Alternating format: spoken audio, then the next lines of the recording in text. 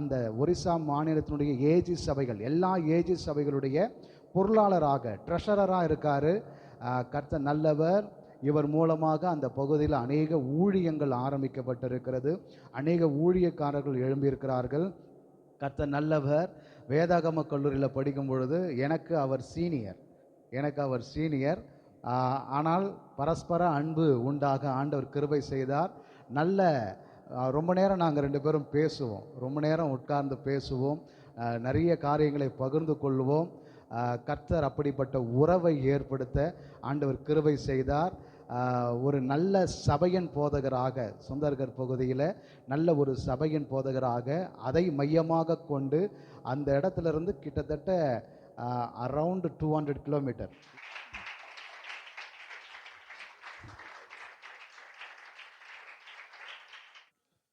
ஆண்டவர் நல்லவராக இருக்கிறார். இந்த காலை நேரத்தில் கர்த்தர் இந்த சபைக்கு என்னை கொண்டு வந்ததுக்காக கர்த்தருக்கு ஸ்தோத்திரம். நாங்கள் அநேக முறை இந்த பகுதியில் நாங்கள் ஒன்றாக சந்தித்தாலும் ஆண்டவர் இந்த சபையில் இன்னைக்கு உங்களை சந்திக்கக்கூடிய கிருபையை கர்த்தர் எனக்கு தந்திருக்கிறார். அல்லேலூயா.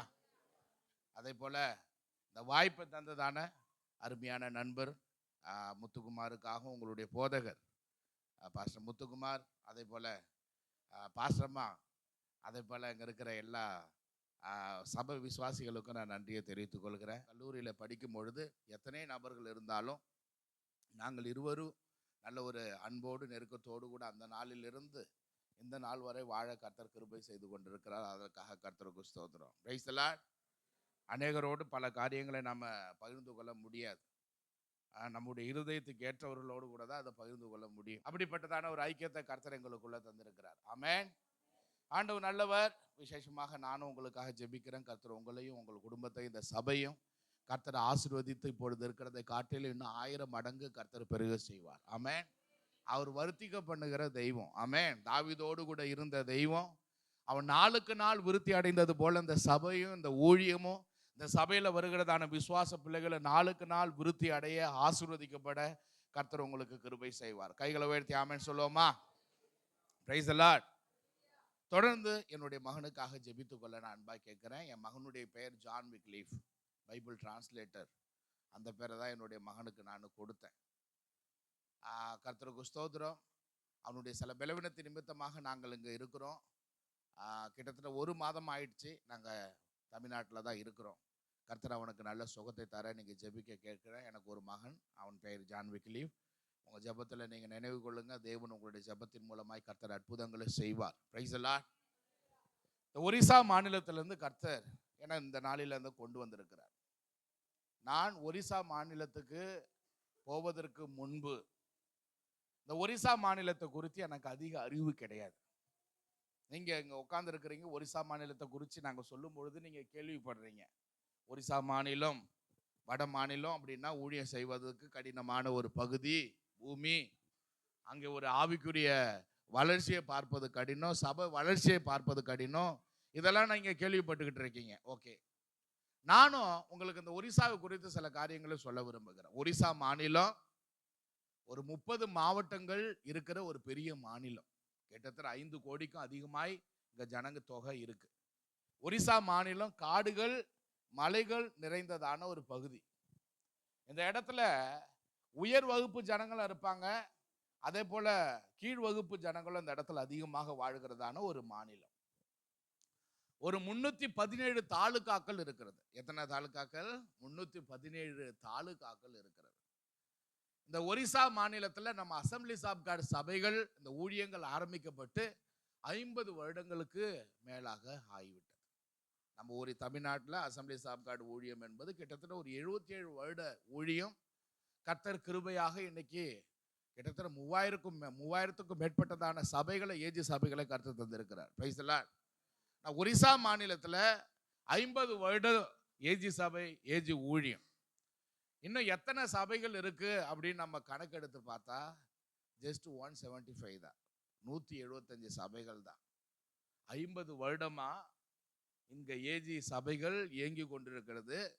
நல்ல தலைவர்களை கர்த்தர் தந்தார். ஆனாலும் இந்த ஒரிசா மாநிலத்தில் மொத்தம் எத்தனை அசம்பிளிஸ் ஆஃப் காட் சபை இருக்கு அப்படின்னா 175 சபைகள் தான் இருக்கு. இந்த ஒரிசா மாநிலத்துல ஊழியம் செய்வதற்கு பெரிய தடைகள் இந்த இடத்துல அதிகம் உண்டு. நீங்க கேள்விப்பட்டிருப்பீங்க, கிரஹாம் ஸ்டெயின்ஸ் ஒரு ஆஸ்திரேலியா மிஷனரி, ஒரு மெடிக்கல் மிஷனரி, ஆண்டவருடைய ஊழியத்தை செய்வதற்காக அவர் ஆஸ்திரேலிய தேசத்திலிருந்து இந்தியாவில் இருக்கிறதான ஒரிசாவை தெரிந்து கொண்டு, அந்த ஒரிசாவில் லெப்ரசி மிஷனை ஆரம்பிச்சு அங்க இருக்கிற குஷ்டரோக வியாதியின் மத்தியில் அவர் ஊழியம் செய்ய வந்தார். அவர் அநேக கிராமங்களிலே போய் பிரசங்கித்தார், சேவை செய்தார், அநேகருக்கு மருத்துவ உதவிகளை செய்தார். ஆனா அவரை குறித்து நீங்க கேள்விப்பட்டிருக்கீங்க, அவரை இன்னைக்கு தேசத்துல ஒரு மிஷனரி நாள் என்று கொண்டாடப்படுவதற்கே ஒரு முக்கியமான ஒரு நபராக இருக்கிறார் நம்முடைய தேசத்துல. காரணம் என்ன அப்படின்னா, ஒரே இரவுல அவர் ஊழியம் செய்து ஒரு தன்னுடைய காரில் இளைப்பாறும் பொழுது Graham stains, doctor Graham stains அவரோட 2 பிள்ளைங்க தீமோத்தி, பிலிப், இவர்களை காரில் வைத்து எரித்து கொன்றதான ஒரு மாநிலம். அவர் தீமை செய்ய அங்கே வரல. அவர் வந்த நோக்கம் ஏழை எளிய வியாதியில் இருக்கிறதான ஜனங்களுக்கு நல்ல மருத்துவத்தை கொடுக்க வந்தார். இன்றைக்கு நான் உங்களுக்கு சொல்றேன், ஒரிசா மாநிலத்தில் நல்ல மருத்துவமனைகள் கிடையாது. புவனேஸ்வர்ல எய்ம்ஸ் இருக்கு, ஆனாலுமே நான் உன்னை ஓப்பனா சொல்ல முடியும், நல்ல மருத்துவமனை இல்லாத ஒரு பகுதி இந்த ஒரிசா மாநிலம். அநேக ஜனங்கள் இன்னைக்கும் தன்னுடைய பலவீனத்துல அவங்க சுகம் பார்க்கணும்னு சொல்லிட்டு பல லட்சங்களை செலவு பண்ணி தமிழ்நாட்டில் இருக்கிற, சென்னையில் இருக்கிற இன்னும் பல மருத்துவமனைக்கு வந்து அவங்க சிகிச்சை பார்க்குறாங்க. ஏன்னா அப்படிப்பட்ட ஒரு சூழ்நிலையில் ஒரிசா மாநிலம் இருக்கு. 175 போதகர்கள் மாத்திரம்தான் இருக்காங்க.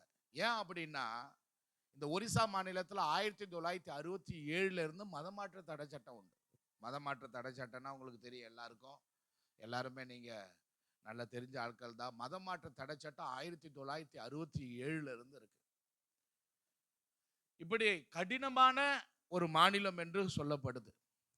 ஆனாலும் இந்த மாநிலம் கடினமா இருந்தாலும் அநேக இடங்களிலே இன்னைக்கு சுவிசேஷத்துக்கான வாசல்கள் திறக்கப்பட்டிருக்கு. இன்னைக்கு நிறைய இடங்கள் இல்லை, இன்னைக்கு சுவிசேஷ வாசல்கள் இன்னைக்கு திறக்கப்பட்டிருக்கு. ஆனா அங்க ஊழியர்கள் இல்லை. ஏன் இதை நான் உங்களுக்கு சொல்றேன் அப்படின்னா, நீங்க கேட்டுட்டு சும்மா போகக்கூடாது. எல்லாரும் பிரசங்க எழுதுறதுக்கு ஒரு பெரிய டைரி எடுத்துட்டு வருவீங்க, உண்மைதானே? அப்புறம் அந்த சிஸ்டர் உடனே எடுத்து காட்டுறாங்க, என்கிட்ட டைரி இருக்கு. இந்த டைரியில் நீங்கள் என்ன செய்யணும் அப்படின்னா, ஒரிசா மாநிலத்தில் 30 மாவட்ட தலைநகரில் நம்ம அசம்பிளி சாப்கார் சபை கிடையாது. 317 தாலுக்காக்களில் இன்னும் நம்ம ஏஜி சபைகள் இல்லாத தாலுக்காக்கள் பல தாலுக்காக்கள் இருக்குது. இந்த தாலுக்காக்களில் நம்ம அசம்பிளி சாப்கார் சபைகள் எழும்பணும். அடுத்தபடியாக அங்க இருக்கிறதான ஊழியர்களை கர்த்தர் பயன்படுத்தணும். அதற்காக நீங்க ஜெபிக்கணும். அங்க இருக்கிற ஊழியர்களை கர்த்தர் ஆவிக்குரிய ரீதியாகவும் கர்த்தர் ஆசீர்வதிக்கணும், பொருளாதார ரீதியாகவும் கர்த்தர் ஆசீர்வதிக்கணும், கர்த்தர் அவர்களை பயன்படுத்தணும்னு நீங்க சொல்லி ஜெபிக்கணும். மூன்றாவது நான் உங்களுக்கு சொல்றேன், நம்ம தமிழ்நாட்டிலிருந்து வட மாநிலத்தில் போயிருக்கிற ஒவ்வொரு மிஷனரிகளுக்காகவும் நீங்க ஜெபிக்கணும். Price the Lord. ஏன் ஜெபிக்கணும் பாஸ்டர் மிஷனரிக்காக அப்படின்னா, மிஷனரிகளுக்காக ஜெபிப்பது உங்கள் மேல விழுந்த கடமை தான். ஆண்டவர் உங்களுக்கு சொல்லுகிற முக்கியமான காரியம் உங்களுக்கு சொல்றேன். நீங்க ஒவ்வொரு நாளும், இப்ப பாஸ்டர் முத்துக்குமார் இருக்கிறாருன்னா கண்டிப்பா தன்னுடைய உபவாச ஜெபத்துல அவருக்கு தெரிந்த மிஷனரிகளுடைய ஒரு 5 பேராச்சும் ஒரு மிஷனரியை தெரியுமா, அந்த 5 நபர்களுடைய பேரை சொல்லி ஜெபிக்கணும். Price the Lord. அப்படி ஜெபிக்கும் பொழுது என்ன நடக்கும் அப்படின்னா, கர்த்தர் அங்க இருக்கிறதான மிஷனரிகளையும் அவருடைய ஊழியங்களையும் கர்த்தர் ஆசீர்வதிப்பார். சரி, இப்ப நான் உங்களுக்கு சொல்ல விரும்புகிறேன், 2010ஆம் வருடத்துல கர்த்தர் என்னை ஊழியத்துக்காக அழைத்தார். பைபிள் காலேஜ் படித்து முடிக்கும் பொழுது கர்த்தர் என்னோடு கூட பேசினார். நான் ஜெபம் பண்ண, ஆண்டவரே 5 விதமான ஊழியத்துல கர்த்தர் என்னை எதற்காக அழைக்கிறீர், உடைய சித்தத்தின்படி என்னை வழி நடத்துங்கப்பா. நான் ஜெபித்து கொண்டு இருக்கும் பொழுது கர்த்தர் தெளிவாக என்னோடு கூட பேசினார். நீ மிஷனரியாக புறப்பட வேணும்னு கர்த்தர் என்னோட சொன்னார். இப்போ பைபிள் காலேஜ் கிராஜுவேஷன் நாளைக்கு அப்படின்னா, இன்னைக்கு ஒரு சொப்பனத்தை பார்க்குறேன். நான் அறியாத மொழியில அறியாத ஜனங்களின் மத்தியில் நான் பிரசங்கிக்கிறேன். உங்கள் முகலாம் எனக்கு தெரியுது, பார்த்தாலே கண்டுபிடிச்சிடலாம். நீங்கள் தமிழ்நாட்டு ஜனங்க, உங்களோட ட்ரெஸ் கோடெல்லாம் பார்த்தா கண்டுபிடிச்சிடலாம். நீங்கள் அவ்வளோ தெளிவாக இருக்கீங்க. ஆனால் நான் பார்த்த அந்த சொப்பனத்தில் நான் அறியாத ஜனங்களின் மத்தியில் அறியாத மொழியில் நான் பிரசங்கித்து கொண்டு இருக்கிறேன். இந்த சொப்பனத்தை கண்ட உடனே என் பாஸ்டர்கிட்ட சொன்னேன், பாஸ்டர் என்னை கர்த்தர் மிஷனரியாக அழைக்கிறார், நான் சீக்கிரத்தில் நான் மிஷனரியாக போகணும் அப்படின்னு சொன்னேன். என் பாஸ்டர் என்னை பைபிள் காலேஜ் படிக்க வைத்தார். அதனால் என் பாஸ்டர் என்கிட்ட என்ன சொன்னாங்கன்னா, இல்லை நீ சில வருஷம் என்னோட அசிஸ்டண்டாக இருந்து அப்புறம் நீ ஊழியத்துக்காக போகலாம் அப்படின்னு சொன்னாங்க. இப்போ பைபிள் காலேஜ் கிராஜுவேஷன் அடுத்த நாள் எனக்கு கிடைக்குது, பட்டம் வாங்குறேன். பட்டம் வாங்கின அந்த இரவு நேரத்தில் அதே சொப்பனத்தை நான் திரும்பவும் பார்க்குறேன். அறியாத மொழியில் தெரியாத ஜனங்களின் மத்தியில் நான் பிரசங்கித்து கொண்டு இருக்கிறேன். இப்போ எனக்கு கன்ஃபார்ம் ஆகிடுச்சு, ஆண்டவர் எனக்கு சீக்கிரத்தில் மிஷனரியாக கொண்டு போவார். இப்போ 3 மாதம் நான் வெயிட் பண்ணி கொண்டு இருக்கிறதான அந்த நாட்களில் இப்போ ஸ்தாபனத்தில் எனக்கு வந்து அப்பாயின்மெண்ட் பண்ணணும். ஏன்னா எங்கள் பாஸ்டர் சொல்லிட்டார், நீ எழுதி கொடுத்துட்டு நீ என்னோட வந்து ஊழியம் செய்யணும். நான் எழுதி கொடுத்துட்டேன். ஆனால் நான் ஜெபம் பண்ணிக்கிட்டு இருக்க, ஆண்டவரே உங்களுடைய சித்தத்தின்படி என்னை வழி நடத்துங்க. கர்த்தர் என்ன செய்தாருன்னா, அந்த 3 மாதத்தில் கர்த்தர் என்னோடு கூட இடைப்பட்டு கொண்டிருந்தார். அப்போ நான் ஜெபம் பண்ண, ஆண்டவரே நான் மிஷனரியாக போக வேண்டும் என்பது உங்களுக்கு சித்தமானா என் பாஸ்டரோடு கூட நீங்கள் பேசுங்க. என்னோடு பேசிட்டீங்க, ஓகே. என் பாஸ்டரோடு கூட பேசினா என் பாஸ்டரை எனக்கு ஜெபம் பண்ணி என்னை அனுப்பி வைக்கணும். முழு மனதோடு நான் ஜெபம் பண்ணேன். ஆண்டவர் என்ன செய்தாருன்னா, என்னுடைய பாஸ்டரோடு கூட கர்த்தர் பேசினார். பாஸ்டர் ஜே அருள் மதுரையில் இருந்ததான தேவ மனுஷன், எங்களை வளர்த்த ஆவிக்குரிய எங்கள் தகப்பன் என்னை அழைத்தார். நீ மிஷனரியாக புறப்பட்டு போகலாம், கர்த்தர் உன்னை மிஷனரியாக அழைத்திருக்கிறார், நீ உடனே ஸ்தாபனத்தில் தொடர்பு கொள்ளுன்னு சொன்னாங்க. தொடர்பு கொண்டேன். 2010ஆம் வருடம் ஒரிசா மாநிலத்துக்கு நான் புறப்பட்டு போனேன். ஒரிசாவுக்கு போகும்போது எனக்கு தெரிஞ்சதெல்லாம் ஹிந்தியில் நஹிதா. யார் என்ன கேட்டாலும் நான் நையை தவிர எனக்கு எதுவும் தெரியாது. அப்பேற்பட்டதான சூழ்நிலையில் தான் நான் ஒரிசாவுக்குள்ளே போனேன். அங்கே ஒரிசாவுக்கு போனப்போ அந்த சூழ்நிலையில் அங்கே இருக்கிறதான ஒரு ஊழியர், அவர் எனக்கு ஹிந்தி கற்றுக் கொடுக்க முடியாத ஒரு சூழ்நிலை. அப்போ நான் பீகாருக்கு போயிட்டேன். பீகாரில் போயிட்டு பாட்னாவில் பாஸ்டர் பாபுராஜ் அவர்களுக்கு கீழே இருந்து இந்திய கர்த்தருடைய கிருபையினால் 45 நாட்களுக்குள்ளே எழுதவும் படிக்கவும் கர்த்தர் கற்றுக்கொள்ள கிருபை செய்தார். அதே போல் அந்த இடத்துல இருக்கின்ற நாட்களிலே மொகாமான்கிறதான இடத்துல முசஃபர்பூர் என்கிற பகுதிகளில் போய் கர்த்தருக்கென்று ஊழியம் செய்ய கர்த்தர் எனக்கு பாக்கியத்தை தந்தார். Price the Lord. அங்கே ஒரு 9 மாதங்கள் இருந்த பிறகு கர்த்தர் என்னோடு கூட மீண்டுமாக பேசினார். 2011ஆம் வருடத்தில் ஏப்ரல் 13ஆம் தேதி நான் மீண்டுமாக நான் சுந்தர்கடுக்கு வந்தேன். எப்படி நான் ஒரிசாவுக்கு வந்தேன் அப்படின்னா, நான் ஜெபம் பண்ண, ஆண்டவரே பாட்னாவில் இருக்கும்பொழுது, கர்த்தாவே இந்த 30 மாவட்டத்தில் ஒரிசாவில் நீ எந்த இடத்துக்கு என்னை கொண்டு போகிறீர் என்று சொல்லும் பொழுது கர்த்தர் என்ன இந்த சுந்தர்கடுக்கு போக வேண்டும் என்று கர்த்தர் என்னோடு கூட பேசினார். அந்த நாட்களில் இருந்ததான தலைவர்கள் மூலமாகவும் கர்த்தர் என்னை வழி நடத்தினார். சுந்தர்கடுக்கு சந்தோஷமாக போயிட்டேன். போன பிறகு அங்கே செய்தியை கேட்ட பிறகு தான் நான் ஆச்சரியப்பட்டேன். என்னன்னா, நான் போகிறதுக்கு முன்னால் அந்த சுந்தர்கடில் அசம்பிளிஸ் ஆஃப் காட் நார்த் இந்தியான் மூலமாக ஒடிசா டிஸ்ட்ரிக்ட் மூலமாக 3 சுதேச மிஷனரிகள் அங்கே ஊழியம் செஞ்சிட்டு இருக்காங்க. அந்த 3 பேருமே ஊழியம் செய்தவங்க அந்த இடத்துல ஊழியம் செய்ய முடியலன்னு எல்லாரும் விட்டுட்டு போயிட்டாங்க. 3 பேர் அந்த சுந்தர்கடில் வந்து ஊழியம் செஞ்சு எதுவுமே செய்ய முடியலன்னு விட்டுட்டு அவங்க திரும்பி போயிட்டாங்க. அப்போ தான் நான் 4வது நபராக அந்த இடத்துக்கு போகிறேன். அவங்க போய் சில வருடங்களுக்கு பிறகு முதல்ல ஒரு நபர் வந்தார், அவர் இருந்தார், விட்டுட்டு போயிட்டார். 2வது ஒரு நபர் வந்தார், அவரும் இருந்தார், முயற்சி செஞ்சு பார்த்தார், ஆற்று மறுவடை கிடையாது, சபை நடத்த முடியல, இந்த இடத்துல இருக்க முடியாது, வேறு மாவட்டத்தை பார்த்து போயிட்டார். இப்போ 3வது ஒரு பாஸ்டர் வந்தார், அவரும் போயிட்டார். இப்போ 4வது நபராக நான் போனேன். அப்போ தான் எனக்கு தெரிஞ்சது, எனக்கு முன்னால் வந்து நிறைய பேர் திரும்பி போயிருக்காங்க.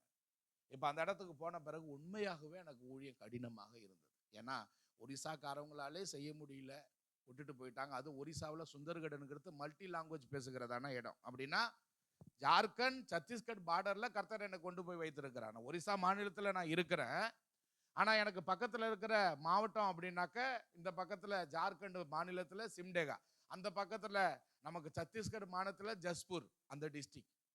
இது ரெண்டுமே என்னை தொட்டுக்கிட்டு இருக்கு. அந்த இடத்துல தான் கர்த்தர் என்னை கொண்டு போய் வைத்திருக்கிறேன். ரொம்ப கஷ்டமாக தான் இருக்குது. நானும் என் மனைவியும் ஒரே காரியத்தை தான் நாங்கள் செஞ்சோம். ஒரு தீர்மானம் பண்ணோம். நாம் ஆத்துமாக்களை தேடி போவது அது வீணான காரியம். ஓப்பனாக சொல்லுவேன். நம்ம கர்த்தரை தேடுவோம், கர்த்தரை ஆத்துமாக்களை தேடி வரோம். நானும் என் மனைவியும் தீர்மானம் பண்ணி ஜெபிக்க ஆரம்பித்தோம். ஜெபிக்கும் பொழுது கர்த்தர் என்ன செய்தார் அப்படின்னா, டெய்லியும் நாங்கள் 9 to 10 அப்படின்னு ஆரம்பித்து ஜெபிக்க ஆரம்பித்தோம். ஜெபிக்க அது 3 மாதம் 4 மாதமாக கடந்து போனது. கர்த்தர் என்ன செய்தார்னா, ஒரு குடும்பம் 2 குடும்பம் இப்படி கர்த்தர் கொண்டு வந்தார். கர்த்தருடைய கிருபையினாலே ஃபஸ்ட்டு கர்த்தருக்கு ஸ்தோத்திரம், எங்கள் ஊழியத்தை கர்த்தர் ஆசீர்வதித்தார். சுந்தர்கடு ஊழியத்தை கர்த்தர் ஆசீர்வதிக்கும் போது 2019 ஒரு சபையை அந்த இடத்துல கட்ட கர்த்தர் எனக்கு கிருபை செய்தார்.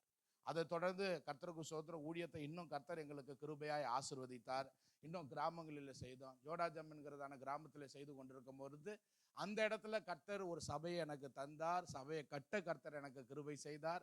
2023 அந்த சர்ச்சை டெடிகேஷன் பண்ண கர்த்தர் எனக்கு உதவி செய்தார். அதை தொடர்ந்து கர்த்தருடைய பெரிதான கிருபையில் 2024 இன்னொரு இடத்துல ஒரு சபையை கட்டுவதற்கும் பிரதிஷ்டை செய்வதற்கும் கர்த்தர் எனக்கு கிருபை செய்தார். அதே போல கர்த்தருடைய பெரிதான கிருபையில் இந்த நாளிலும் நான் ஒரு சபையை கிட்டத்தட்ட நல்லா மேலே போயிடுச்சு. அந்த ஒரு 10 அடி கிட்டத்தட்ட நான் மேலே எழுப்பிட்டேன். அந்த சபையை இப்போ கட்டி கொண்டு இருப்பதற்கும் கர்த்தர் எனக்கு கிருபை செய்கிறார். Price the Lord. ஆண்டவருடைய பெரிதான கிருபையில் அந்த இடத்துல ஒரு சபை நடத்துவதற்கு கடினமான இடம். என்னை கொண்டு போன பிறகு கர்த்தர் எனக்கு ஆத்துமாக்களை தந்தார், ஆசீர்வதித்தார். காரணம் என்ன அப்படின்னா, தமிழ்நாட்டில் இருக்கிறதான ஜனங்கள் மிஷினரிகளுக்காக ஜெபிக்கிற அந்த ஜெபத்தினால தான் கர்த்தர் எங்களை பயன்படுத்துகிறார். ஆமே.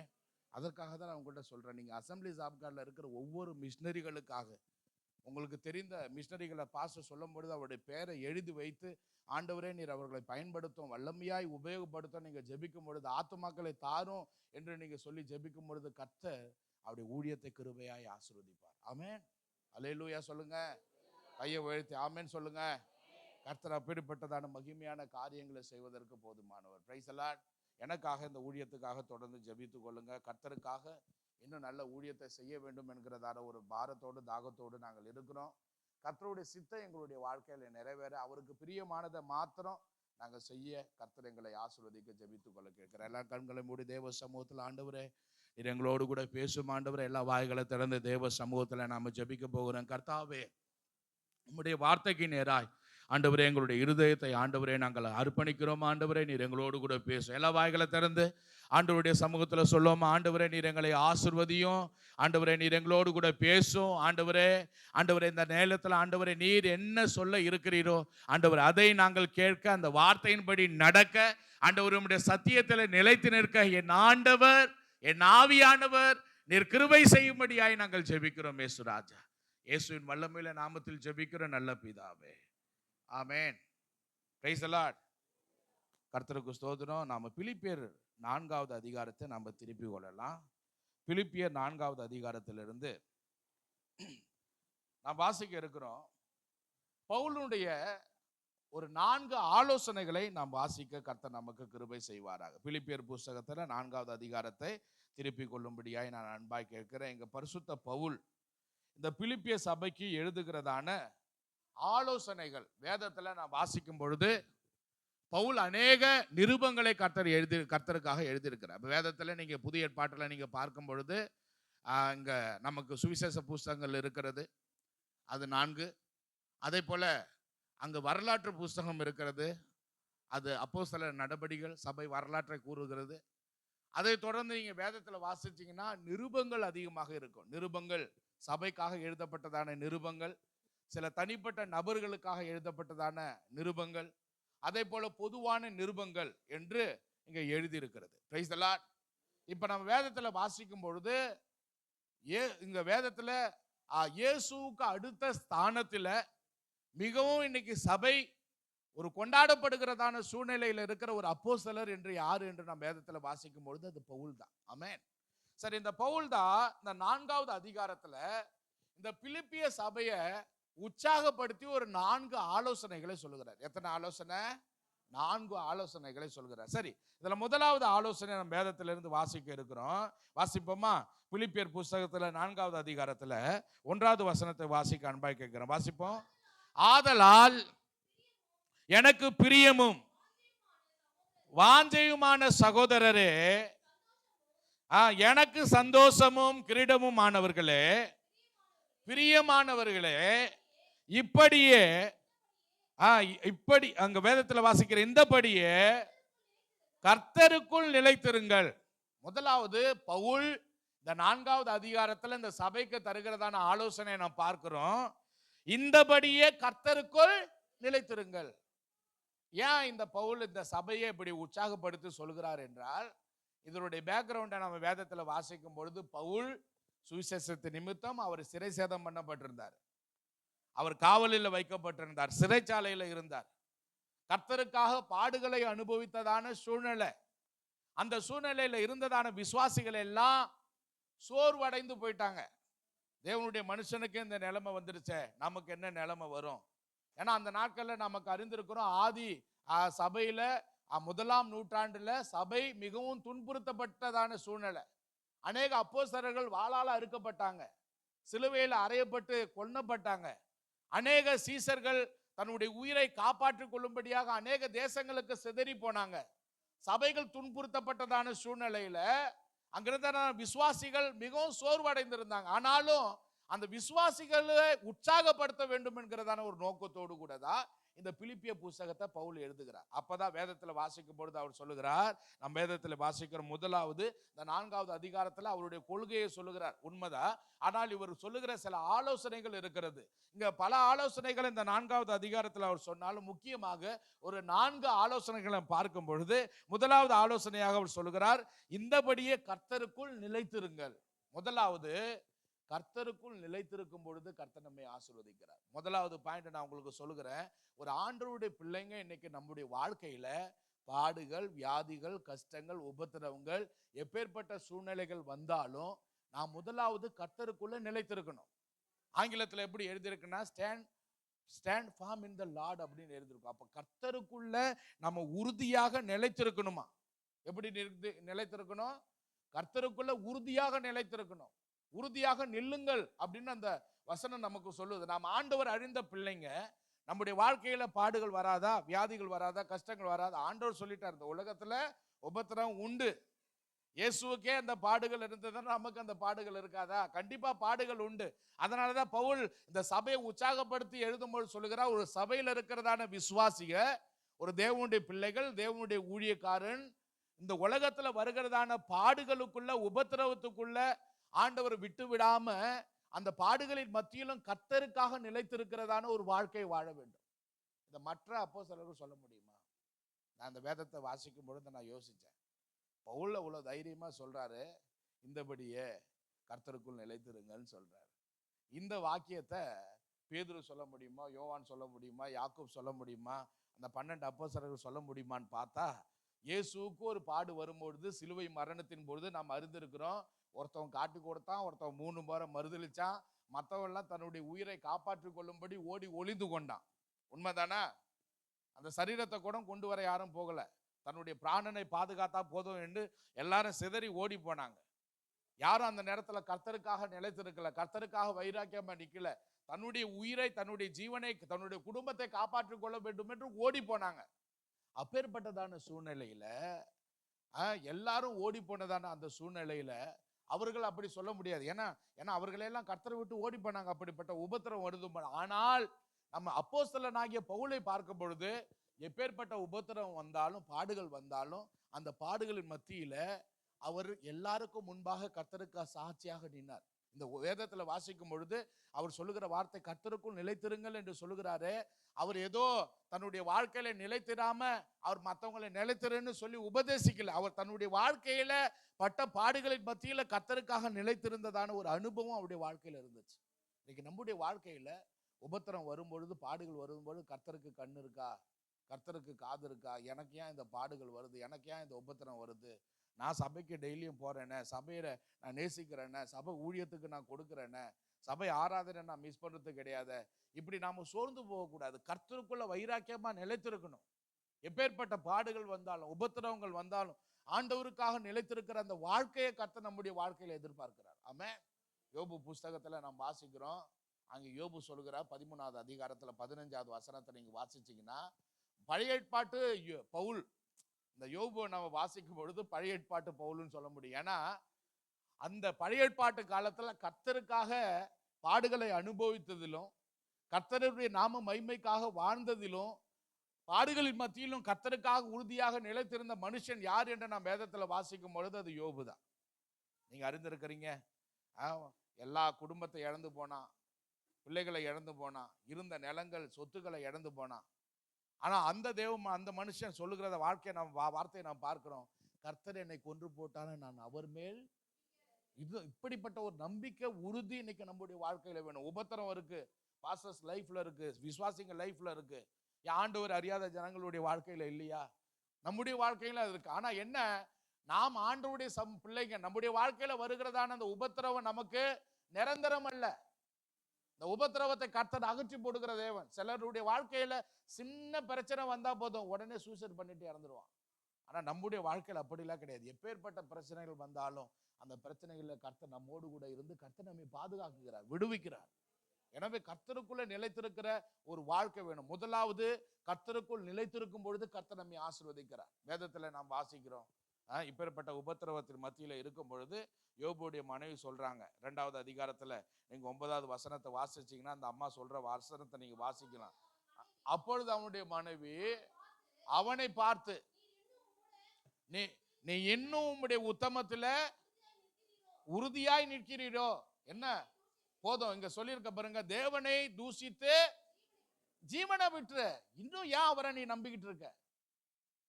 ஆனாலும் வேதத்துல வாசிக்கிறோம், யோபு தன்னுடைய உத்தமத்துல உறுதியாக நிலைத்திருந்தார். இன்னைக்கு இந்த சபையில வந்திருக்கிற உங்களுடைய வாழ்க்கையில நீங்க எப்பேற்பட்ட உபத்திரவத்தின் வழியா நீங்க வந்தாலும், பாடுகளின் வழியில வந்தாலும், ஒரு காரியத்தை நீங்க மனசுல வச்சுக்கீங்க, இந்த பாடுகள் நமக்கு நிரந்தரம் அல்ல, இந்த உபத்திரவம் நமக்கு நிரந்தரம் அல்ல, இந்த வியாதி நமக்கு நிரந்தரம் அல்ல, இந்த கஷ்டம் நம்முடைய வாழ்க்கையில இன்னைக்கு இருக்கிறது நம்முடைய வாழ்க்கையில நிரந்தரம் அல்ல. அது இயேசுவின் நாமத்தினாலே மாறும். எப்ப? கர்த்தருக்குள்ள நாம் நிலைத்திருக்கும் பொழுதுதான். வேதத்துல வாசிக்கிறோம், யோபு கர்த்தருக்குள்ள நிலைத்திருக்கும் பொழுது, சாட்சியாக நிற்கும் பொழுது கர்த்தர் என்ன செய்தார்? அவருடைய முன்னிலைமை காட்டிலும் பின்னிலைமை கர்த்தர் ஆசீர்வதித்தார். ஆமென். நாம ஒருவேளை இந்த உபத்திரவம், இந்த வியாதி, இந்த கஷ்டம் ஏன் எனக்கு வந்தது, ஆண்டவருக்காக நான் வாழ்ந்தேனே, இன்னைக்கு இப்படிப்பட்டதான கேள்வியோட நீங்க இருக்கிறீங்கன்னா, நீங்க அறிந்து கொள்ள வேண்டிய காரியம், இந்த உபத்திரவத்தின் மத்தியில நீங்க கர்த்தருக்காக வாழும் பொழுது, இந்த பாடுகளின் மத்தியில நீங்க கர்த்தருக்குள்ள நிலைத்திருக்கும் பொழுது கர்த்தர் என்ன செய்வார் தெரியுங்களா? உங்க வாழ்க்கையில இருக்கிற எல்லா பிரச்சனையும் கர்த்தர் அகற்றி போடுவார். அதான் யோபுடைய வாழ்க்கையில இதை தான் நம்ம கற்றுக்கொள்கிறோம். உபத்திரவத்தின் மத்தியில, பாடுகளின் மத்தியில நம்ம கர்த்தருக்காக நிலைத்து நிற்கிறோம். ஆமென். வேதம் நமக்கு என்ன சொல்லுது? முடிவு பரியந்தம் நிலைத்திருப்பவனே நம்முடைய வாழ்க்கையில நிலைத்திருக்கணும். கர்த்தருக்குள்ள எப்பேற்பட்ட உபத்திரவம் வந்தாலும் சரி, அந்த 10வது அதிகாரத்துல நான் வாசிக்கும் பொழுது பாடுகள் உண்டு, உபத்திரவங்கள் உண்டு, ஆண்டவர் இயேசு சொல்லுவார். ஆனாலும் நம்ம எப்பேற்பட்ட உபத்திரவத்தின் மத்தியில, பகை மத்தியில வந்தாலும் நம்ம கர்த்தருக்குள்ள நிலைத்திருக்கும் பொழுதுதான் நமக்கு என்னத்தை கர்த்தர் தருவார்? அந்த ஜீவ கிரீடத்தை கர்த்தர் நமக்கு தருவார். வசனம் தான் சொல்லுது, மரண பரியந்த உண்மையுள்ளவனாயிரு, அப்பொழுது ஜீவ கிரீடத்தை உனக்கு தருவார். மரண பரியந்த உண்மையுள்ளவனாயிருன்னா அப்படின்னா என்ன அர்த்தம்? மரண பரியந்த நிலைத்திரு. இன்னைக்கு ஒரு விசுவாசி பரிசுத்தத்துல, வேத வசனத்துல, தேவன் தந்த சபையில நிலைத்திருக்கணும், கர்த்தருக்குள்ள நிலைத்திருக்கணும். கர்த்தருக்குள்ள நிலைத்திராத ஒரு விசுவாசி தேவன் தந்த சபையில நிலைத்திருக்காது. உண்மை. கர்த்தர் நமக்கு தந்திருக்கிறதான சபையில இன்னைக்கு நம்ம நிலைத்திருக்கலன்னா நம்ம ஆராய்ந்து பார்க்கணும், நம்ம உண்மையாகவே கர்த்தருக்குள்ள நிலைத்திருக்கிறோமா? நம்முடைய வாழ்க்கையில கர்த்தருக்குள்ள உறுதியாய் நிலைத்திருக்கும் பொழுது கர்த்தர் உண்மையாகவே நம்மையும் நம்முடைய சந்ததியும் கர்த்தர் ஆசீர்வதிக்கிற தேவன். நாம கர்த்தருக்காக நிற்கணும். பாடுகளை கண்டு, உபத்திரவத்தை கண்டு நம்ம பின்வாங்கி போகிற நபர்களாக அல்ல. சரி, 2வது ஒரு ஆலோசனை வேதத்துல வாசிக்கலாம். வாசிங்க என்னோடு கூட. பிலிப்பியர் புஸ்தகத்திலே 4வது அதிகாரத்துல வாசிங்களேன். 4வது வசனத்தை வாசிங்க. கர்த்தருக்குள் எப்பொழுதும். அப்ப இங்க சொல்லி இருக்கிறத பாருங்க. முதலாவது கர்த்தருக்குள்ள நிலைத்திருக்கணும். 2வது நம்ம வேதத்துல வாசிக்கிறோம், அங்க எழுதி இருக்கிறது கர்த்தருக்குள்ள எப்பொழுதும். இங்க ஆலோசனைகள் நிறைய இருக்கு, ஆனாலும் நான் உங்களுக்கு சொல்லுகிற காரியத்தை நீங்க நல்லா கவனிங்க. கர்த்தருக்குள்ள சந்தோஷமா இருக்கணும். ஆண்டவர் இந்த வசனத்தை சொல்லும் பொழுது நம்ம அறிந்திருக்கிறோம், இவர் சந்தோஷமான சூழ்நிலையில சந்தோஷமா இருங்கன்னு சொன்னாரு. அவர் பாடுகளை, உபத்திரவத்தை அனுபவித்து கொண்டிருந்ததான சூழ்நிலை, கட்டப்பட்டிருந்ததான சூழ்நிலையில இந்த பவுல் சபைக்கு சொல்லுகிறத நாம் வேதத்துல வாசிக்கிறோம், கர்த்தருக்குள் எப்பொழுதும் சந்தோஷமாயிருங்க. நீங்க இந்த பிலிப்பியர் புஸ்தகத்தை நீங்க வாசிச்சீங்கன்னா, இந்த பிலிப்பியர் புஸ்தகம் முழுவதும் கிட்டத்தட்ட 14 இடத்துல மகிழ்ச்சி, சந்தோஷம் என்கிறதான வார்த்தையை பவுல் அதிகமாக பயன்படுத்தியிருப்பார். ஏன்னா அவங்க ரொம்ப சோர்வு அடைந்து பயந்து போயிருந்ததான சூழ்நிலை, அவர்களுக்குள்ள கவலைகள் இருந்தது. அதன் மத்தியில தான் அவர் எழுதுகிறார், கர்த்தருக்குள்ள எப்பொழுதும் சந்தோஷமா இருக்கணும். சபைக்கு வரும்போது ஐசியூல உட்காந்துருக்கிற, ஐசியூல படுத்து கிடக்கிற பேஷண்ட் பேர்லாம் இருக்கக்கூடாது. Price the Lord. ஒரு பாஸ்டம்மா பாட்டு பாடினாங்க, அப்பா வீட்டில் எப்பொழுதும் சந்தோஷம்தான் பாடினாங்க. அங்கே உட்காந்துருக்கிற விசுவாசி எல்லாம் பார்த்தாக்க எதுவுமே சந்தோஷமே கிடையாது. அப்படிதான் இன்னைக்கு நிறைய பேர் சபைக்கு வரும்பொழுது ஆனந்தத்தோட, மகிழ்ச்சியோட வாங்க, கர்த்தரை ஆராதிங்க. நம்முடைய ஆண்டவர் ஆராதிக்கிற நம்முடைய வாழ்க்கையில எல்லா கஷ்டங்கள் நம்ம விட்டு விலகி போங்க. இன்னைக்கு வசனம் நமக்கு சொல்லு, கர்த்தருக்குள்ள சந்தோஷமா எப்ப இருக்கணும்? நல்ல வசதி வரும்போது, நல்ல ஆசீர்வாதம் வரும்போது, நல்ல வருமானம் வரும்போது, நீங்க கடன்ல இருக்கும் போதும் கர்த்தருக்குள்ள சந்தோஷமா இருக்கணும். கஷ்டத்துல இருக்கும் போதும் கர்த்தருக்குள்ள சந்தோஷமா இருக்கணும். வியாதியில இருக்கும் போதும் கர்த்தருக்குள்ள சந்தோஷமா இருக்கணும். ஆமென். இதுலெல்லாம் நம்ம சோர்ந்து போயிடக்கூடாது. கர்த்தருக்குள்ள சந்தோஷமா இருக்கணும். ஒண்ணுமே இல்லையா, டோன்ட் வரி, அதுலயும் கர்த்தருக்கு சந்தோஷமா இருக்கணும். ஆமென். நம்ம கஷ்டப்பட்டு கொண்டு நம்ம இருக்கவே கூடாது. கர்த்தர் இந்த வசனத்தின் மூலமாய் கர்த்தர் அந்த சபையை தேற்றுவதற்கு கொடுக்கிற, கர்த்தருக்குள்ள சந்தோஷமா இருக்கணுமா. இன்னைக்கு நம்முடைய வாழ்க்கையில தேவனுடைய பிள்ளைகளே, நம்ம கர்த்தருக்குள்ள எந்த சூழ்நிலையிலும் சந்தோஷமா இருப்பதுதான் நம்முடைய வாழ்க்கையில மிக மிக முக்கியம். ஆமென். சந்தோஷமா இருக்கணும். எல்லாவற்றிலும் ஆண்டவர் நம்மை ஆசீர்வதிப்பார், நம்மை வழி நடத்துவார். ஒரு நாளும் நம்மை விட்டு விலகாத தெய்வம். நீங்க விசுவாசித்து கர்த்தருக்குள்ள சந்தோஷமா இருக்கணும். நெகேமியா புஸ்தகத்துல 8வது அதிகாரத்துல 10வது வசனத்துல வாசிக்கிறோம், கர்த்தருக்குள் மகிழ்ச்சியா இருப்பதே நம்முடைய பலன். அந்த யூத ஜனங்களின் மத்தியில பிரசங்கிக்கப்படுகிறதான வார்த்தையை நாம் பார்க்கிறோம். நாம நம்முடைய வாழ்க்கையில எப்பொழுதும் கர்த்தருக்குள்ள சந்தோஷமா இருக்கணும். ஆமென். சபைக்கு வாங்கன்னு சொல்லும் போது சந்தோஷமா வரணும். ஆமென். ஜெபத்துக்கு வாங்கன்னு சொல்லும் போது சந்தோஷமா வரணும். இவருக்கு வேற வேலை இல்லைன்னு நம்ம நினைக்க கூடாது. கர்த்தர் நம்மை ஆசீர்வதிப்பதற்காக அழைக்கிறார். இன்னைக்கு நம்முடைய வாழ்க்கையில நாம் எந்த சூழ்நிலையிலும் கர்த்தருக்குள்ள சந்தோஷமா இருக்கும் பொழுது என்ன நடக்க தெரியுமா? தேவனுக்கு மகிமை உண்டாகும். பிசாசு யோபுடைய வாழ்க்கையில இந்த சோதனைகள் எல்லாம் எதுக்காக கொண்டு வந்தான்? ஏன்னா யோபு ரொம்ப சந்தோஷமா வாழ்ந்து கொண்டிருந்தான், ஆசீர்வாதமா வாழ்ந்து கொண்டிருந்தான்.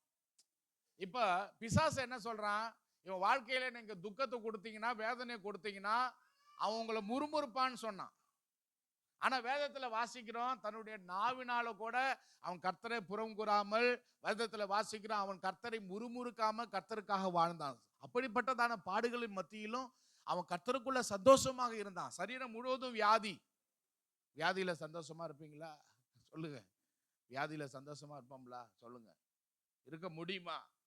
உங்க குடும்பத்துல ஒரு கஷ்டம் இருக்கு, பெரிய பிரச்சனை இருக்கு, அதுல நீங்க சந்தோஷமா இருக்க முடியுமா?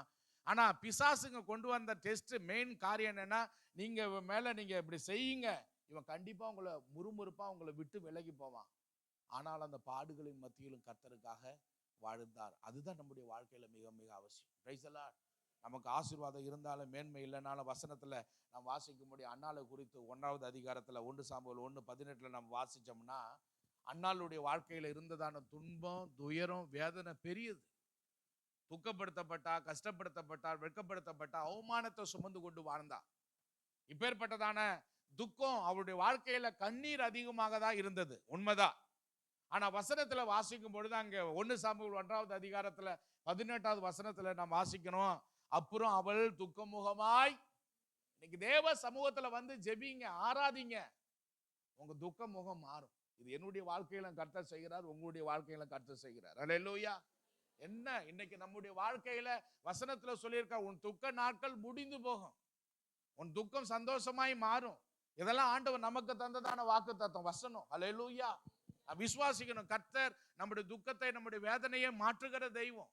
நம்ம கர்த்தருக்குள்ள சந்தோஷமா இருக்கும் பொழுது அந்த ஆசீர்வாதத்தை நம்முடைய வாழ்க்கையில பெற்றுக்கொள்ள முடியும். எனவே நம்முடைய வாழ்க்கையில எப்பொழுதுமே கர்த்தருக்குள்ள சந்தோஷமாய் வாழ வேண்டும். ஆபகு புஸ்தகத்தை நீங்க திருப்பி கொண்டீங்கன்னா அங்க வசனத்துல எழுதி இருக்கிறத பாருங்களேன். 3வது அதிகாரத்துல 17-18 வசனத்தை நீங்க வாசிச்சீங்கன்னா, ஆபகு புஸ்தகத்துல 3வது அதிகாரத்துல நீங்க வாசிங்க. 17-18 வசனத்தை நீங்க வாசிக்கும் பொழுது அங்க சொல்லி இருக்கிறது, அத்திமரம் துளிர் விடாமல் போனாலும், திராட்சை செடிகளில் பழம் உண்டாகாமல் போனாலும், ஒலிவ மரத்தின் பலன் அற்று போனாலும், இங்க சொல்லியிருக்க பாருங்க, வயல்கள் தானியத்தை விளையாமல் போனாலும், கிடையில் ஆட்டு மந்தைகள் முதலற்று போனாலும், தொழுவத்தில் மாடு இல்லாமல் போனாலும், நான் கர்த்தருக்குள் மகிழ்ச்சியா இருப்பேன், என் ரட்சிப்பின் தேவனுக்குள். Praise the Lord. இங்க பாருங்க, வேதத்துல நான் வாசிக்கிறோம், இவருக்கு ரொம்ப கிளியரா சொல்றாரு, அத்திமரம் துளிர் விடாமல் போனாலும், திராட்சை செடிகள் பழம் உண்டாக போன, என் வாழ்க்கையில என்ன வருமானம் வந்தாலும், வருமானம் வரலனாலும், ஆசீர்வாதம் இருந்தாலும், ஆசீர்வாதம் வரலனாலும், சுகம் கிடைச்சாலும் சுகம் கிடைக்கலனாலும், விடுதலை கிடைச்சாலும் விடுதலை கிடைக்கலனாலும், நான் கர்த்தருக்குள்ள. இப்போ போர்டு எக்ஸாம் எல்லாம் ஆரம்பிச்சிருச்சு, பப்ளிக் எக்ஸாம். 1 மார்க்கு குறைஞ்சாலே உட்காந்துக்கிட்டு அழுகுற பெண்கள்லாம் நிறைய இருப்பாங்க. ஆனா பசங்க அப்படி கிடையாது. அந்த 35ல பாஸ் ஆனாலும் அவன் சந்தோஷமா இருப்பான். உண்மைதானே? இங்கெல்லாம் ரொம்ப சந்தோஷமா இருக்காங்க. ஆனா நீங்களாம் ரொம்ப கஷ்டப்படுவீங்க. ஐயோ நான் அப்படி ஆயிட்டேனே, இப்படி ஆயிட்டேனே, கேலி ஆயிட்டேனே, சபைக்குள்ளும் சங்கத்துக்குள்ளும் நீங்க அப்படி பயந்து கொண்டு இருப்பீங்க. ஆனா ஆண்கள்லாம் அப்படி கிடையாது. இந்த பசங்க பாருங்க, ரொம்ப சந்தோஷமா 35 மார்க் எடுத்துட்டு பெரிய கோட்டையை கட்டின மாதிரி அவன் நின்றுகிட்டு இருப்பான். அவனுக்குள்ள ஒரு சந்தோஷம், நான் தான் பாஸ் ஆயிட்டேன்னா எனக்கு என்ன பிரச்சனை. இன்னைக்கு ஆண்டவருடைய பிள்ளைங்க, நாம் ஆண்டவருக்குள்ள முழுகி ஞானஸ்தானம் எடுத்தாச்சு, என்ன பிரச்சனை? ஆண்டவருடைய பிள்ளைகளா மாறியாச்சு, என்ன பிரச்சனை? இன்னைக்கு ஆண்டவரை நம்ம ஆராதிக்கிறோம், என்ன பிரச்சனை? நம்ம அவருக்காக வாழணும். Price the Lord. கஷ்டத்துல நம்ம முறுமுறுக்க கூடாது. நம்ம கர்த்தருக்குள்ள சந்தோஷமா இருக்கும் பொழுது என்ன நடக்குது தெரியுமா? பிசாசு வெட்கப்பட்டு போறான். நாம துக்கப்படக்கூடாது, நாம முறுமுறுக்க கூடாது. கர்த்தருக்குள்ள நம்ம சந்தோஷமா வாடுகிற அந்த வாழ்க்கை கர்த்தர் நமக்கு தருவார். அல்லேலூயா. சரி, மூன்றாவது ஒரு காரியத்தை நாம் வேதத்துல வாசிக்கிற அந்த பிலிப்பியர் புத்தகத்திலேயே 4வது அதிகாரத்துல நீங்க என்னோடு கூட 6வது வசனத்தை வாசிங்களேன். இப்போ எல்லாவற்றையும் போதும். இங்க வசனத்துல வாசிக்கிற மூன்றாவது, கர்த்தருக்குள் கவலைப்படாதிருங்கள். கர்த்தருக்குள்ள நிலைச்சிருக்கணும், கர்த்தருக்குள்ள சந்தோஷமா இருக்கணும். மூன்றாவது, கர்த்தருக்குள்ள எப்படி இருக்கணும்? கவலைப்படாம இருக்கணும். Price the Lord. அது எப்படி பாச முடியும்? அதுதான் என் வாழ்க்கையில மூட்டை கணக்குல வச்சிருக்கேன்னு நினைக்கிறீங்க. நிறைய பேர் கவலை இல்லாத மனுஷன் இந்த உலகத்துல யாரு? எல்லாருடைய வாழ்க்கையில கவலை. ஒரிசாவில் ஒரு பெண்ணு என்கிட்ட ஜெபம் பண்ண வந்துச்சு. பாஸ்டர், எனக்காக ஜெபம் பண்ணுங்க பாஸ்டர், நான் ஒரு மாப்பிள்ளை எனக்கு பார்த்து வச்சிருக்கேன், அந்த பையன் ஃபயர் போலீஸில் இருக்கான், எனக்கு அது வருமானு சொல்லி எனக்கு ஜெபம் பண்ணுங்க. அப்போ நான் சொல்கிறேன், சரிம்மா. அவங்க வீட்டில் அவங்க அம்மாவும் கூப்பிட்றாங்க, போய் ஜெபம் பண்ணுறேன். ஆண்டவர் என்கிட்ட பேசவே இல்லை, சொல்லவே இல்லை, நான் வந்துட்டேன். அடுத்த நாளும் கூப்பிட்றாங்க, நான் போய் ஜெபம் பண்ணுறேன். ஆண்டவர் என்கிட்ட பேசவே இல்லை, சொல்லவே இல்லை, வந்துட்டேன். எப்போ போய் ஜெபம் பண்ணாலும் ஆண்டவர் சொன்னாரா ஆண்டவர் சொன்னாரான்னு கேட்பாங்க. ஆண்டவர் சொல்லவே இல்லை, நான் என்னத்தை சொல்றதுன்னா வந்துட்டேன். இப்போ இவங்க என்ன பண்ணாங்க, ஒரு பாஸ்டர்கிட்ட போனாங்க. அந்த பாஸ்டர் சொன்னாரு, ஒரு வெள்ளை பொலிரோ காரில் உன்னை பொண்ணு பார்க்க வராங்க அப்படின்னாரு. ஒரிசாவில் எந்த பொண்ணை பார்க்க வந்தாலும் எல்லாம் வெள்ளை பொலிரோ காரில் தான் வருவான். அதுதான் அந்த ஒரிசாவில் வழக்கம். அந்த ஊர்லலாம் இப்படி வேனு பஸ் எல்லாம் வந்து இன்னும் வரலை. அவன் எப்படி கஷ்டத்தில் இருந்தாலும் கூலி வேலை செஞ்சாலும் ஒரு 2500 பொலிரோ எடுத்துக்கிட்டு தான் போவான் கல்யாணத்துக்கு. நிறைய கல்யாணத்தில் நீங்கள் பார்த்தீங்கன்னாக்க பொலிரோ கார் ரொம்ப அதிகமாக நிற்கும். இதுதான் வட மாநிலத்தில். இவங்க என்ன அடிச்சு விட்டாருன்னா, பொலிரோ காரில் ஒன்று பொண்ணு பார்க்க வரான்னு சொல்லிட்டாங்க. அது வெள்ளை கலர். அரே, வெள்ளை கலர் தான்ப்பா பொலிரோவில் அதிகமாக இருக்கிற காரை அடிச்சு விட்டுட்டான். இந்த பொண்ணு அதை கேட்டுட்டு வந்து, நீங்கள் வந்து இப்படி சொன்னீங்க, ஒன்றுமே சொல்லலை, அந்த அங்கிள் வந்து எனக்கு தீர்க்க தரிசி சொல்லிட்டாரு, அவர் சொன்னது நடக்கும்னு ரொம்ப அடம் பிடிச்சிக்கிட்டு சரிம்மா அப்படின்ட்டு இருந்தேன். என்ன ஆச்சுனாக்கா, எவன் அந்த பொலிரோ காரில் வரும்னு சொன்னோம், வரவே இல்லை. வேலை முடிஞ்சிச்சு. இப்போ கொஞ்ச நாளுக்கு அப்புறம் திருமணம் எல்லாம் நடந்துச்சு. அது தேவ சித்தத்தின்படி நடந்ததுன்னு சொல்ல முடியாது. நடந்த பிறகு என்ன ஆச்சுன்னா, அதுக்கு கிடைச்ச கணவர் எப்படியாப்பட்ட கணவர்னாக்க, பல்ட்டி வச்சு உள்ட்டிய போடுறவன்னு அர்த்தம். அப்படின்னா ஒரு பெரிய ஒரு வாளியை வச்சு சாராயத்தை குடிச்சிருப்பான், அதில் போய் வாந்தி எடுத்துட்டு கிடப்பான். ஏன் உனக்கு இந்த சூழ்நிலை அப்படின்னா, நீ கர்த்தருக்குள்ள நீ ஒழுங்கா இல்லை. நீ கர்த்தரிடத்துல ஜெபம் பண்ணி நீ கர்த்தருக்காக வாழ்ந்திருக்கணும். பிரைஸ் எல்லாம். இன்னைக்கு அந்த பாஸ்டர் சொல்கிறேன், இந்த பாஸ்டர் சொல்கிறான்லாம் போயிட்டு கேட்டுட்டு கிடக்கூடாது. இந்த மாப்பிள்ளை இது செட் ஆகுமா, இந்த பொண்ணு இன்னைக்கு செட் ஆகுமா? நிறைய பேர் இன்னைக்கு தீர்க்க தரிசனம் கேட்குறவங்களாம் அப்படி தான் இருக்காங்க. பாஸ்டர், நான் ஒருத்தவரை நான் நேசிக்கிறேன், கர்த்தருக்கு அது சித்தமா, அது கர்த்தர் வந்து வாய்க்க பண்ணுவாரா, இப்படிலாம் நம்ம போய் நின்றுட்டு இருக்கக்கூடாது. கர்த்தர் நம்மோடு கூட பேசுவார். ஆமென். வேதத்தில் வாசிக்கிறோம், கவலைப்படாத இருக்கணும். எப்படி பாஸ்டர் கவலைப்படாமல் இருக்கும்? வேதத்தில் நம்ம வாசிக்கலாம். ஒரு சம்பவத்தை வாசிப்போமா? வாங்கலேன். லூக்கா சுவிசேஷ புஸ்தகத்தில் 10வது அதிகாரத்தில் நீங்கள் வாசிங்க என்னோடு கூட. 41வது வசனத்தை வாசிக்க அன்பாய் கேட்கிறேன். வாசிங்க. இயேசு அவளுக்கு பிரதியுத்தரமாக, மார்த்தாளே மார்த்தாளே, நீ அநேக காரியங்களை குறித்து கவலைப்பட்டு கலங்குகிறாய். என்ன சொல்றாரு? மார்த்தாளே மார்த்தாளே, நீ அநேக காரியங்களை குறித்து கவலைப்பட்டு. இன்னைக்கு நிறைய மார்த்தாளுங்க சபைக்குள்ள உட்காந்துருக்கு. உண்மைதானே? எத்தனை பேர் உண்மைன்னு சொல்றீங்க? நான் மரியாளா உட்காந்துருக்கேன்னா மார்த்தாளா உட்காந்துருக்கேன்? கொஞ்சம் யோசிச்சு பாருங்க, உங்களுக்கு தெரியும். இன்னைக்கு அநேகர் மார்த்தாளை போலதான் நம்ம உட்காந்துருக்கோம். சபை அநேக காரியங்களை குறித்து கவலை. என் பிள்ளைக்கு என்ன நடக்கும், என் பிள்ளை பாஸ் ஆயிடுவானான்னு சில பேர் கவலையில் உட்காந்துருக்காங்க. என் பிள்ளைக்கு நல்ல காலேஜ் கிடைக்குமா, நல்ல வேலை கிடைக்குமா கவலை. சிலருக்கெல்லாம் நல்ல மாப்பிள்ளை கிடைக்குமான்னு கவலை. சிலருக்கு நல்ல பொண்ணு கிடைக்குமான்னு கவலை. சிலருக்கெல்லாம் எனக்கு வர மருமக நல்ல வரதட்சணையை கொண்டு வருமானு கவலை. இப்படி கவலைப்பட்டு கொண்டு இருக்கிறது கர்த்தருக்கு அருவருப்பானது. நான் உங்களுக்கு சொல்றேன், கர்த்தருக்குள்ள நாம கவலைப்பட்டா கர்த்தரை சந்தேகப்படுவதற்கு சமம். ஆமென். நம்ம ஆண்டவர் அறிந்திருக்கோம், இயேசுவோட பிள்ளைங்க, அவருடைய ரத்தத்தினால கழுவப்பட்டிருக்கிறோம். பூமி அது நிறைவு யாருடையது? கர்த்தருடையது. எல்லாத்தையும் நம்ம விசுவாசிக்கிறோம், நம்புறோம், வசனத்தை நம்ம விசுவாசிக்கிறோம். இன்னைக்கு கர்த்தருக்குள்ள நம்முடைய வாழ்க்கையில நம்ம எப்படி இருக்கணும்னா, கவலைப்படாம நம்ம வாழணும். எப்படி பாஸ்டர் கவலைப்படாம வாழ முடியும்? கர்த்தரை விசுவாசித்து நம்ம கவலைப்படாம வாழணும். பிரைஸ் எல்லாம். நம்ம கைவிட மாட்டார். நல்லா விசுவாசிக்கணும். இந்த மார்த்தாளை குறித்து வேதத்தில் வாசிக்கணும். இயேசுவை சாப்பிட அடைச்சாங்க. உண்மைதானே? இப்போ இயேசு அவங்க வீட்டுக்கு சாப்பிட வந்திருக்காரு. இயேசு மாத்திரமா வந்தாரு? அவரோட இன்னும் 12 டிக்கெட் இருக்கு. எல்லாம் கொஞ்சமாக சாப்பிட்றவன் கிடையாது, எல்லாம் நிறைய சாப்பிடுவானுங்க. இப்போ இவனுங்களை அடிச்சுக்கிட்டு வந்திருக்காரு இயேசு. ஆல்ரெடி அந்த வீட்டில் எத்தனை பேர் இருக்காங்க? 3 பேர் இருக்காங்க. இப்போ இந்த அம்மா மரியா என்ன பண்ணிருச்சுனாக்க, ஆண்டவருடைய பாதத்தில் அமர்ந்து கர்த்தருடைய வசனத்தை கேட்டுக்கொண்டிருக்கு. ஆனால் மார்த்தா என்ன பண்ணுது? போய் தனியாக சமைக்க முடியலன்னா 16 பேருக்கு சமைக்கணுங்கிறது கொஞ்சம் கஷ்டம் தானே. இப்போ நான் வந்திருக்கேன், சில நேரத்தில் தமிழ்நாட்டிலேருந்து பாஸ்டருங்க வருவாங்க. ஒரு 5 பாஸ்டர் வந்தாலுமே அந்த 5 பாஸ்டருக்கு 3 வேளை சமைக்கணுங்கிறது என் மனைவிக்கு ரொம்ப கஷ்டமாக இருக்கும். உண்மையை சொல்கிறேன். தனியாலாம் நின்று செய்ய முடியாதா? சர்ச்சில் 2 பேர் அவங்களுக்கு உதவிக்கு வேணும் அப்படின்னு சொல்லிடுவோம். ஏன்னா நம்ம ஆட்களுக்கு அதை போல் உணவு செஞ்சு கொடுக்கணும், அப்படி ஒரு ஹாஸ்பிட்டாலிட்டி நம்ம கொடுக்கணுங்கும் போது. ஆனால் இங்கே பார்க்கும்போது 16 பேருக்கு சமைக்கணுங்கிறது ஒரு தனியாளால முடியாது. ஏன்னா அவங்க விருந்தினராக வந்திருக்காங்க. விருந்தினருக்கு என்ன சாதாரணமாக வீட்டில் இருக்கிறத போட்டுருவோம்ல? விருந்தினர் வந்தாங்க, நல்ல உணவு கொடுக்கணும். ஆனால் வேதத்தில் நாம் வாசிக்கும் பொழுது அவ உதவி செய்யலை. ஆனால் இவன் என்ன செய்யறான்? கவலைப்பட்டு கொண்டிருக்கா. ஆனால் அங்கே வேதத்தில் வாசிக்கும் பொழுது அவள் சமைப்பதற்கு மாத்திரம் கவலை இல்லை, அவர்களுக்கு அநேக கவலைகள் இருந்தது, எதிர்காலத்தை குறித்ததான கவலைகள் இருந்தது. அதனால தான் ஆண்டவர் இயேசு கிறிஸ்துங்க சொல்லும் பொழுது, நீ அநேக காரியங்களை குறித்து கவலைப்பட்டு கொண்டிருக்கிறாய். இன்னைக்கு நம்ம அநேகர் தன்னுடைய வாழ்க்கையில் அநேக காரியத்தை குறித்து கவலைப்படுறோம். இன்னைக்கு கர்த்தர் மேல நம்முடைய பாரத்தை வைத்திடணும். கர்த்தர் சொல்றாரு, கவலைப்படாது இருங்க, ஏன்னா அவர் நம்ம மேல சிந்தையா இருக்கிறார். நம்முடைய வாழ்க்கையில கர்த்தர் எல்லா பாரத்தையும் கர்த்தர் எடுத்து போடுகிற தெய்வம். ஆமே.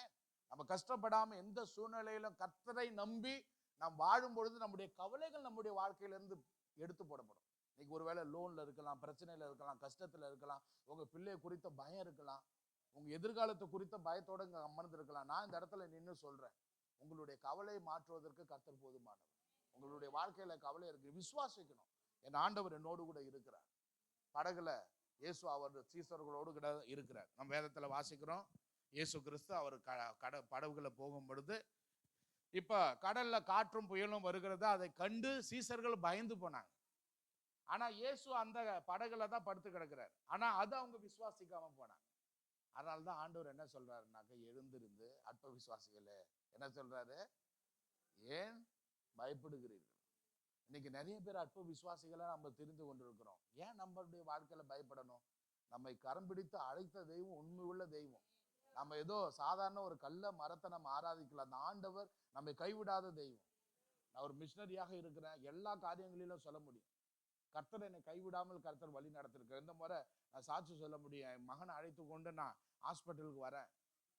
இதெல்லாம் விசுவாச வாழ்க்கையில நீங்க அறிந்து கொள்வதற்காக நான் சொல்றேன். ஜஸ்ட் வரும்பொழுது பணத்தை என் மனைவிட்ட கொடுத்து வச்சிருந்தேன். மனைவி அந்த மனைவி வீட்டிலேயே வச்சு பூட்டிட்டு வந்துட்டாப்புல. கையில இருந்தது ஜஸ்ட் 5000 தான். அந்த காசும் போதுமானது கிடையாது. இப்ப நாங்க ஹாஸ்பிட்டலுக்கு வரேன், எனக்கு தேவையான தேவைகள் அநேகம்.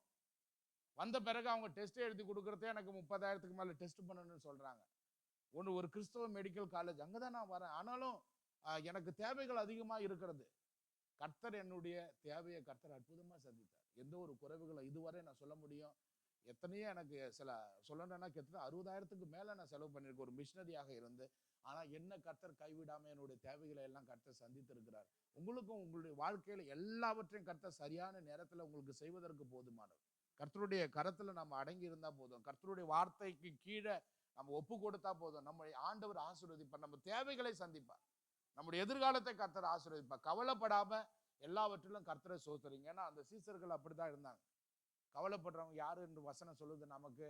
மத்தேயு சுவிசேஷம் 6வது அதிகாரத்துல இங்க வாசிக்கும் பொழுது, யாரு கவலைப்படுவா தெரியும் நாளைய தினத்தை குறித்துன்னா? அஞ்ஞானிகள். அப்ப நீங்க யாரு, நான் யாரு? கர்த்தருடைய விசுவாசிங்க, கர்த்தருடைய பிள்ளைங்க. நம்முடைய வாழ்க்கையில கவலைப்பட வேண்டிய அவசியம் இல்லை. சரி, 4வது காரியம் நம்ம வேதத்துல வாசிக்கலாம். கர்த்தருக்குள்ள நம்ம என்ன செய்யணுமா? பிலிப்பியர் புஸ்தகத்துல 4வது அதிகாரத்துல 8வது வசனத்தை 9வது வசனத்தை வாசிக்கும்படியா என்பார் கேட்கிறேன். வாசிங்க. கடைசியாக சகோதரரே, உண்மை உள்ளவைகள் எவைகளோ, ஒழுக்கம் உள்ளவைகள் எவைகளோ, நீதி உள்ளவைகள் எவைகளோ, கற்புள்ளவைகள் எவைகளோ, அன்புள்ளவைகள் எவைகளோ, ஓகே, நல் கீர்த்தி உள்ளவைகள் எவைகளோ, புண்ணியம் எதுவோ புகழ் எதுவோ அவைகளை சிந்தித்துக் கொண்டிருங்கள். இப்ப 9வது வசனத்தை வாசிங்களேன். நீங்கள் என்னிடத்தில் கற்றும் அடைந்தும் கேட்டும் கண்டும் இருக்கிறவைகள் அவைகள் அவைகளையே.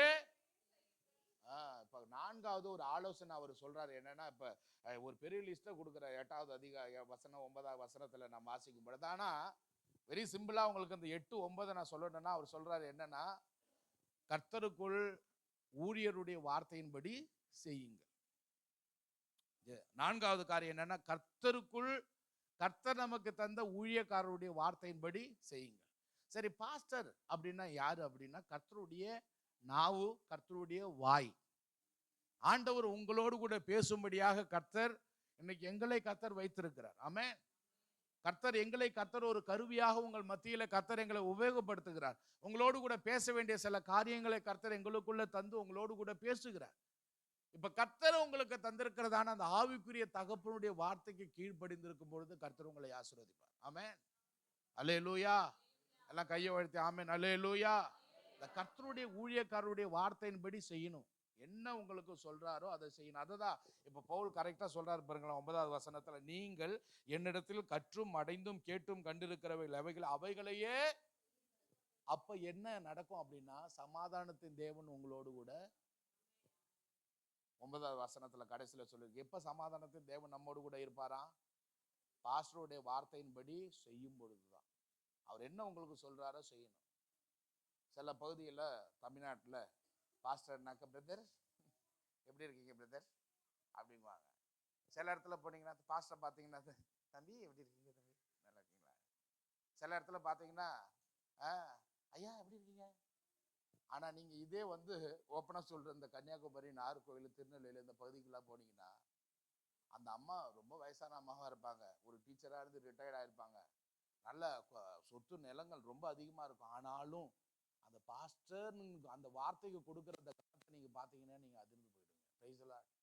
அப்படிப்பட்ட நபர்களோடு கூட வாழ்கிறதான கிருபையை கர்த்தர் எனக்கு தந்திருக்கிறார். அவர்களோடு பழகுகிற கிருபைகளை கர்த்தர் தந்த பாஸ்டர் அந்த வார்த்தைக்கு அவ்வளோ ரெஸ்பெக்ட் கொடுப்பாங்க. பாஸ்டருடைய, ஏன்னா அவங்க அந்த அளவுக்கு நேசிப்பாங்க. அல்லேலூயா. கர்த்தர் உங்களுக்கு தந்ததான பாஸ்டரை, ஊழியரை நீங்க நேசிக்கணும். அவருடைய வார்த்தையின்படி நீங்க நடக்கணும். என் ஃப்ரெண்டுக்கு நான் ரெக்கமெண்டேஷன் பண்ண, நாங்க அட்வர்டைஸ்மெண்ட் வரத்துக்கு வரல. நான் இன்னைக்கு நாம் அதன்படி செய்தாதான் சமாதானத்தின் தேவன் நம்மோடு கூட இருப்பார். இன்னைக்கு அநேக குடும்பங்கள்ல சமாதானம் இல்லை. காரணம் என்ன? அந்த விசுவாசி ஐயா, அந்த விசுவாசி அம்மா ஆண்டவர் தந்ததான ஆவிக்குரிய தகப்பனுடைய வார்த்தைக்கு கீழ்ப்படிய மாட்டாங்க. அவங்களுக்கு பிறக்கிற பிள்ளைங்க அவங்களுடைய வார்த்தையை கீழ்ப்படிய மாட்டாங்க. எத்தனை குடும்பங்கள் நடக்குது தெரியுமா? ஏன் இன்னைக்கு என்னுடைய பிள்ளை எனக்கு கீழ்ப்படியில? என் சபையில பார்த்ததை நான் சொல்றேன். என் வார்த்தைக்கு கீழ்ப்படிந்ததான விசுவாசிகளுடைய பிள்ளைங்க சபையில கர்த்தருக்குள்ள வளர்றாங்க, ஆசீர்வதிக்கப்படுறாங்க, பரிசுத்தமா இருக்காங்க, கர்த்தரை பின்பற்றாங்க. இப்ப என்னுடைய வார்த்தைக்கு கீழ்ப்படியாத சில சகோதரங்க சர்ச்சில் இருக்காங்கல்ல, அவங்க பிள்ளைங்களை பார்த்தா அவங்க பிள்ளைங்க அவங்களுக்கு கீழ்ப்படியாது. அது எல்லாம் தவறான பாதையில, தவறான வழியில போய்கிட்டு இருக்கும். காரணம் என்ன அப்படின்னா, ஆண்டவர் நமக்கு தந்திருக்கிறதான ஊழியக்காரருடைய வார்த்தைக்கு நாம கீழ்ப்படியில, நாம அடங்கி இல்லைன்னா, நமக்கு கர்த்தர் தந்ததான பிள்ளைங்க நம்முடைய வார்த்தைக்கு அடங்கி இருக்காது. எனவே ஆவிக்குரிய தகப்பனுக்கு நம்ம கனத்தை கொடுக்கணும். ஆமென். நீங்க வேதத்துல ஒரு வசனத்தை வாசிக்கலாமா? 2வது அதிகாரம், எஸ்தர் புஸ்தகத்துல 2வது அதிகாரத்துல என்னோடு கூட வாசிங்க. 20வது வசனத்தை வாசிங்களேன். வாசிங்க. 2வது அதிகாரம் 20வது வசனம். டைம் போயிடுச்சா? ஓகே, வாசிங்க. எஸ்தர் மொர்தெகாய் தனக்கு கற்பித்திருந்த தன் குலத்தையும் தெரிவிக்காதிருந்தால், மொர்தெகாய் என்ற இடத்தில் வளரும் போது அவன் சொற்கேட்டு, வசனத்துல சொல்லி இருக்கிறது இப்ப 127 நாடுகளுக்கு ராணி. ஆனாலும் வேதத்துல வாசிக்கிற எஸ்தர் மொர்தெகாயுடைய சொற்கேட்டு நடந்தார். சரி, நம்முடைய வாழ்க்கையிலும் ஆண்டவர் நமக்கு தந்ததான ஆவிக்குரிய தகப்பனுடைய வார்த்தையின்படி நடந்தா நமக்கு ஆசீர்வாதம். ஆமென். செய்தால் நமக்கு ஆசீர்வாதம். ஆமென் சொல்லுங்க. அப்பொழுது சமாதானத்தின் தேவன் நம்மோடு கூட இருந்து ஆசீர்வதிப்பார். ஒரு வசனத்தை மாத்திரம் நீங்க வாசிச்சு முடிக்கலாம். எபிரேயர் புஸ்தகம் 13:7 சொல்லியிருக்கு, தேவ வசனத்தை உங்களுக்கு போதித்து உங்களை நடத்தினவர்களை நீங்கள் நினைத்து அவருடைய நடக்கையின் முடிவை நன்றாய் சிந்தித்து அவருடைய விசுவாசத்தை, அப்படின்னா உங்க பாஸ்டர் நீங்க பின்பற்றணும், அவருடைய வார்த்தைக்கு நீங்க கீழ்ப்படிந்து நடக்கணும். அப்ப கர்த்தர் நமக்கு என்ன செய்வார் என்றா, சமாதானத்தை அருளி நம்மை ஆசீர்வதிப்பார். ஆமென். நம்முடைய குடும்பத்துல சமாதானம் இருக்கும். ஆமென். நான் உங்களுக்கு சொல்ற முக்கியமான காரியம் இது, ஒரு ஆவிக்குரிய ரகசியம். நீங்க உங்க தகப்பனுக்கு, உங்க ஆவிக்குரிய தகப்பனுக்கு கீழ்ப்படிந்து நடக்கும் பொழுது தேவ சமாதானம் உங்க குடும்பத்துல, உங்க பிள்ளைகள் மேல, உங்க குடும்பத்துல இருக்கும். அல்லேலூயா. இந்த 4 காரியத்தை ஒரு விசேஷமா சொல்றார். கர்த்தருக்குள்ள நிலைத்திருக்கணும், கர்த்தருக்குள்ள சந்தோஷமா இருக்கணும், கர்த்தருக்குள்ள கவலைப்படாம இருக்கணும், கர்த்தர் நமக்கு தந்த ஊழியருக்கு கீழ்ப்படியும், இந்த அவருடைய வார்த்தையின்படி செய்யணும், பின்பற்றணும். இதை செய்தா கர்த்தர் நம்ம உயர்த்துவார். எல்லாம் எழுந்து நின்று நாம ஜெபம் பண்ணுவோம். ஆண்டவரே, நீ தந்த வார்த்தைக்காக உமக்கு ஸ்தோத்திரம். அந்த வார்த்தையின்படி நடக்க எனக்கு நீர் கிருபை தாரும். என்னோடு கூட பேசியிருக்கிறீங்க, நான் விசுவாசிக்கிறேன்ப்பா. எல்லாம் கைகளை உயர்த்தி சொல்லுங்க. ஆண்டவரே, இது எனக்கான வார்த்தை, எனக்கு நீர் வைத்ததான மன்னா, நீர் என்னோடு கூட பேசி இருக்கிறீர். என்னை நான் அர்ப்பணிக்கிறேன் ஆண்டவரே, உம்முடைய வார்த்தையின்படி நடக்க நான் அர்ப்பணிக்கிறேன். எல்லாம் வாயத்தினது ஒரு நிமிடம் சொல்லுங்க. கர்த்தாவே, உம்முடைய வார்த்தையின்படி வாழ, உம்முடைய வசனத்தின்படி வாழ, உம்முடைய சித்தத்தின்படி நடக்க கர்த்தாவே என்னை ஒப்பு